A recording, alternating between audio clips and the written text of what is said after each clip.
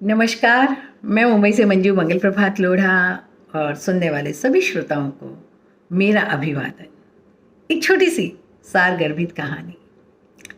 व्यासपुत्र सुखदेव विदेहराज जनक से ज्ञान प्राप्त कर जाने लगे, तब राजा जनक ने उन्हें गुरु दक्षिणा में एक चीज़ मांगी और उनसे कहा कि जो भी सबसे व्यर्थ चीज़ हो उसे गुरु दक्षिणा में तुम मुझे दे दो।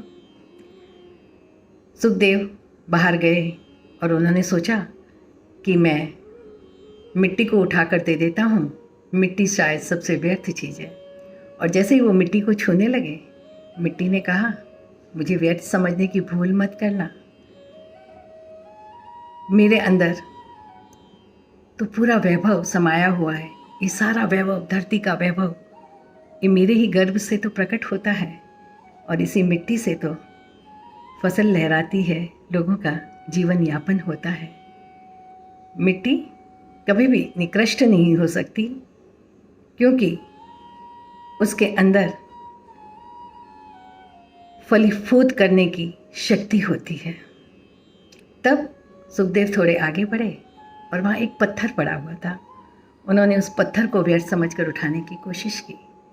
तब पत्थर ने कहा, मुझे व्यर्थ समझने की कोशिश मत करना, क्योंकि ज्ञानी होकर भी आप मुझे व्यर्थ समझ रहे हो। ये मेरे लिए बड़े ही सोच का विषय है।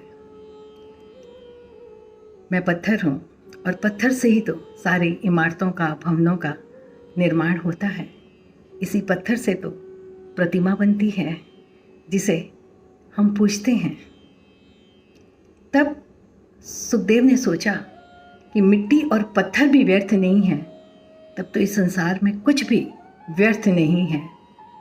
तब उनके भीतर से आवाज़ आई कि हम जो दूसरों को व्यर्थ समझने की कोशिश करते हैं, दूसरों को व्यर्थ समझते हैं, ये हमारी सबसे बड़ी भूल है, ये हमारा अहंकार है। और सबसे बड़ी व्यर्थ चीज़ है हमारा अहंकार। और तब सुखदेव जी राजा जनक के पास जाते हैं और उनसे कहते हैं कि मैं आपके चरणों में अपने अहंकार को समर्पित करता हूँ, क्योंकि जीवन में सबसे व्यर्थ वही है, बाकी सभी चीज़ें मूल्यवान हैं। तब राजा जनक ने उन्हें आशीर्वाद दिया और कहा कि अब तुम सच्चे ज्ञानी बन गए हो। सच्चे शिष्य को उन्होंने अपने गले से लगा लिया और उन्हें ढेरों आशीर्वाद देकर विदा किया।